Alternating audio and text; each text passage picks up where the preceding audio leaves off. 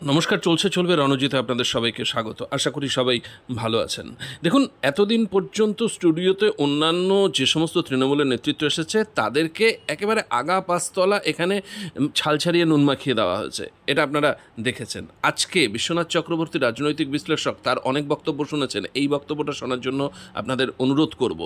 এবং এখানে তিনি নাম ধরে মমতা বন্দ্যোপাধ্যায়ের যেভাবে স্বার্থপরতা, রাজনৈতিকভাবে যেভাবে তিনি প্রতিদিন দুর্নীতির সাথে আপোষ করেছেন, এবং সবচাইতে উল্লেখ্য, আমিও যেটা এর আগে আপনাদের বারে বারে বলেছি, যে সিপিআইএমের শেষের দিকে 2008 পরবর্তী ধরুন পরিচালন সমিতির নির্বাচন, সমবায় নির্বাচন, মাদ্রাসা নির্বাচন, এগুলোতে সিপিআইএম কিন্তু হারছিল, এবং সেটাই চূড়ান্ত কালমিনেশন নেয় 2011-য়। সেখানে সিপিআইএমকে সরে যেতে বাধ্য করা হয় এবং নির্বাচনে একটা বড় বিপর্যয় আসে। মমতা বন্দ্যোপাধ্যায় সেই ভয়টাই পাচ্ছেন। নাম ধরে যেভাবে তার একেবারে তুলোধনা করলেন, এই রকম অপদস্থ আপনারা অন্য কোনো বক্তব্যে পেয়েছেন কিনা আমার সন্দেহ। তাই বক্তব্যটা স্কিপ না করে পুরো শুনুন, এবং এই বক্তব্য অনেক মানুষের মধ্যে ছড়িয়ে দিন। লাইক করুন, শেয়ার করুন, আর অবশ্যই সুমনেরও নাম করতে হয়। দুর্দান্ত প্রতিবেদন। দেখুন, সিপিআইএমের যাওয়ার পিছনে সুমনের যেমন ভূমিকা ছিল, এই সিপিআইএমকে আনার পিছনেও সুমনের ভূমিকা থাকবে। আর কথা বাড়াবো না, শুনুন সম্পূর্ণ বক্তব্যটি। আপনাদের বক্তব্য শুনে যা বুঝলাম, আচার্য উপাচার্য নেই বলে মানে নির্বাচন হচ্ছে না। তুমি প্রশ্ন করছো না কেন বিধায়করা ওপরে আছে? এতে রকেট সায়েন্স বোঝার কি আছে? টাকার জন্য আছে, পয়সা পাওয়ার জন্য। সমিতি একাই 100 না, সমিতিটা বড় জোর 75 হতে পারে, 25 হতে পারে, 75 অন্য কেউ না। শোন, আমি একটা কথা বলি, আইনগত একটা কথা বলি। সমিতা বলছেন না যে ভিসি থাকার না থাকার জন্য কলেজগুলোতে নির্বাচন করা যাচ্ছে না, ওনাকে একটু স্মরণ করিয়ে দিতে চাইবো।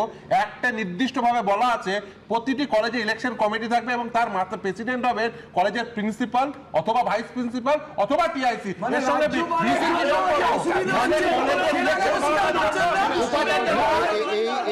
এই অনুষ্ঠান যদি আরো দীর্ঘক্ষণ চলে, এটাও হতে পারে যে মনোজিৎ মিশ্রের ঘটনার জন্য রাজ্যপাল দায়ী হয়ে যেতে পারেন, আমি জানি না। কিন্তু হ্যাঁ, তার একদম না, একটু ভুলে যায়নি, একটুও ভুলে যায়নি। কিন্তু একদম আমি একদম বৈষ্ণবদার সঙ্গে 100% একমত। কিন্তু আমি বলছি, বৈষ্ণবদা, আইনি ব্যবস্থাগুলো রাজ্য সরকার সব নেয় তো, নাকি মাঝে মাঝে ওই ইডি আর সিবিআই এর মতো, এক সেকেন্ড, ইডি আর সিবিআই এর মতো দ্রুত এগোয় আর মাঝে মাঝে থেমে যায়? মানে আপনি রাজ্যপালেরটা ভুলিয়ে দিতে না, একদম ভুলে দিতে চাইবে না, না না না। কিন্তু আমার তো মনে হচ্ছে যে আপনার তৃণমূল সরকার সুবিধা মতো, মানে না না না, সেটিং এর সুবিধা মতো মাঝে মাঝে তারা ভুলে যান। দেখবেন মাঝে একটা দীর্ঘ ফেজ ছিল যে স্টুডিওতে এসে কেউ রাজ্যপাল নিয়ে মুখই খুলছেন না, একেবারে খুলছেন না। আবার মাঝে মাঝে দেখবেন চেগে ওঠেন। আমি জানি না এর পেছনে মানে কোনো পলিটিক্যাল স্ট্র্যাটেজি আছে কিনা, কিন্তু রাজ্যপালের কথা মনে রাখলে মনে হয় প্রতিদিনই মনে রাখা উচিত। মাঝে মাঝে সেখানে বিল টিল সাইন হয়ে গেলে আবার অন্যরকম পদক্ষেপ কিনা আমি সে কথা বলতে পারবো না। বিশ্বনাথ চক্রবর্তী কি বলেন, কেন এখানে এই রাজ্যে ভোট হয় না, ছাত্র ভোট হয় না, অথচ বড় ভোট হয়? দেখুন সুমনদা, পরিষ্কার আপনাকে বলতে চাই যে 3-4টে মেজর কারণ তৃণমূল কেন ভোট করতে চায় না। একটা কারণ তো পছন্দতন্ত্র। পছন্দতন্ত্রটা কি? যে কলেজ বিশ্ববিদ্যালয়গুলোতে আমার ছাত্র নেতা বসাবো, মানে যারা গভর্নিং বডিতে যাচ্ছেন তৃণমূলের নেতারা, তারা তাদের পছন্দ মতন ছাত্র নেতাকে সামনে রেখে কার্যত ওই দখলদারিটা করছেন। এই দখলদারি অর্থনৈতিকভাবে দখলদারি করছেন, রাজনৈতিকভাবে আধিপত্য কায়েম করেছেন। ফলে এই পছন্দতন্ত্রটা নষ্ট হয়ে যেতে পারে। নির্বাচন হলে অন্য নতুন নেতা উঠে আসতে পারে। পছন্দতন্ত্র হলো 1 নম্বর কারণ। দ্বিতীয় কারণ হলো যে এখন রাজনীতি তৃণমূলের এমন একটা পর্যায়ে গেছে যে ভয়ঙ্কর গোষ্ঠীদ্বন্দ্ব। মানে এক একটা কলেজ ক্যাম্পাসেও আপনি যদি যান তাহলে আপনি দেখতে পারবেন ছাত্র ইউনিয়ন রুমগুলো আবার 2-3টে ভাগে ভাগ করা, 2-3টে রুম, 2-3টে গোষ্ঠী, এবং তাদের মধ্যে প্রতিনিয়ত মারপিট হয়। আমি আর নাম বলছি না, একটার পর একটা মানে ক্যাম্পাস আছে যেখানে তৃণমূলের ছাত্র নেতারা নিজেদের মধ্যে মারপিট করে, তার ভুক্তভোগী আমরা হই, মানে শিক্ষকরা হই। তৃতীয় যে কারণটা সুমনদা, মমতা বন্দ্যোপাধ্যায় ছাত্রদেরকে কি দিতে পেরেছে আপনি আমায় বলুন তো, কি দিতে পেরেছে? বছরে বছরে কি স্কুল সার্ভিস কমিশনের নিয়োগ হয়? কোনো মানে 6 লক্ষ কর্মচারী অবসর নিয়েছেন, কোনো নিয়োগ নেই রাজ্যে। ছাত্রদের ভবিষ্যৎ কি? আপনি যেই মুহূর্তে নির্বাচনে যাবেন, ছাত্র সংসদ নির্বাচনে যাবেন, এই প্রশ্নটা প্রতিপক্ষ ছাত্ররা তো তুলবে। আমি বলছি যে এমনি ছাত্ররা প্রতিষ্ঠান বিরোধী হয় সারা ভারতবর্ষেই। এবং সেখানে মমতা বন্দ্যোপাধ্যায় দিনে মানে তার আমলে দুর্নীতি এমনভাবে পৌঁছেছে যে 32,000 উপরে চাকরি বিষয়টা কতদিন সম্ভব? আমি বলছি যে হার এবং জিত তো অন্য বড় ইলেকশনেও থাকে, বড় ইলেকশন হবে, ছাত্র ভোট হবে না। আবারও আপনাকে বলছি যে নির্বাচনটাই যদি আমি মানে কলেজের নির্বাচন একের পর হাঁটতে থাকি না, স্পাইরাল এফেক্ট হয়। আপনার মনে থাকতে পারে 2008-এর পরে যেখানেই নির্বাচন হচ্ছিল কলেজে সিপিএম হারছিল, সিপিএম এর হারছিল, ওই হারাটা সাধারণ মানুষের মধ্যেও একটা আস্থা তৈরি হচ্ছিল সিপিএমকে হারাতে পারবে মমতা বন্দ্যোপাধ্যায়। ফলে কলেজ বিশ্ববিদ্যালয়ে যদি হারতে থাকে শাসক দল, তাহলে তার প্রভাব কিন্তু বৃহত্তম ভোটের রাজনীতিতেও পড়ে। ফলে মমতা বন্দ্যোপাধ্যায় জানেন যে ভাই ছাত্র নির্বাচনটাই বন্ধ করে রাখো, যাতে ছাত্রদের যে প্রতিষ্ঠান বিরোধী অবস্থান থাকে, যাদেরকে আমি কিছুই দিতে পারিনি, চাকরি বাকরি কিছুই দিতে পারিনি, বছরে কোথাও নিয়োগ হয় না, তাহলে সেইখানে প্রতিষ্ঠান বিরোধিতার তীব্রতা আছে। ফলে সেখানে যদি আমি নির্বাচন করি, পরাজিত হই, তার এফেক্টটা গিয়ে সরাসরি সাধারণ নির্বাচন বিধানসভা লোকসভার মধ্যে পড়বে। এবং একই সাথে আপনাকে এই প্রশ্নটা তুলতে চাই সুমনদা, যে মমতা বন্দ্যোপাধ্যায় তো একটা আমাদেরকে প্রতিশ্রুতি দিয়েছিলেন।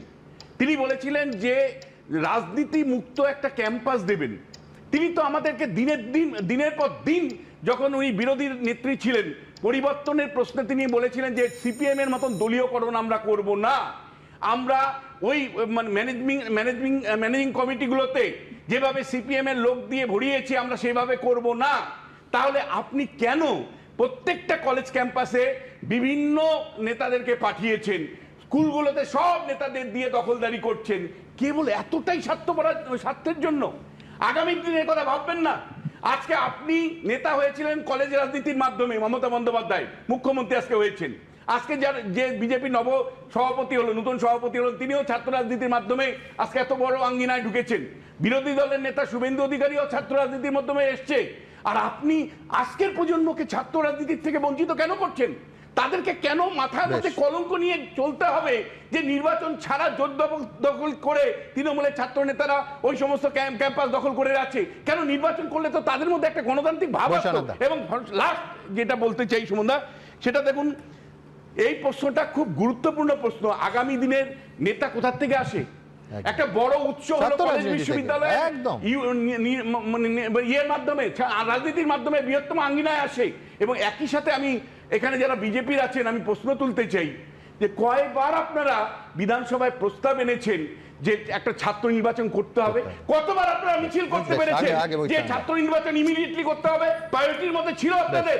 প্রতিদিনই বিশ্বনাথ দা সমালোচনা করে, কিন্তু ওনাকে এটা জানতে হবে যে পশ্চিম বাংলায় ছাত্র রাজনীতি করতে করতে পশ্চিমবাংলায় যেরকম ছাত্র নেতারা তৈরি হয়েছে, সেরকমভাবে আমাদের সময়েও যারা ছাত্র রাজনীতি করেছেন তারা পলিটিক্যাল বার্তা পরবর্তীকালে তার প্রতিষ্ঠিত হয়েছেন। এই রাজ্যে ছাত্র সংসদের নির্বাচন হয়নি, আমি প্রথমেই ব্যাখ্যা করেছি। দুটো রিজন বলেছি, আপনার কাছে মনে হয়েছে যে দুটো রিজন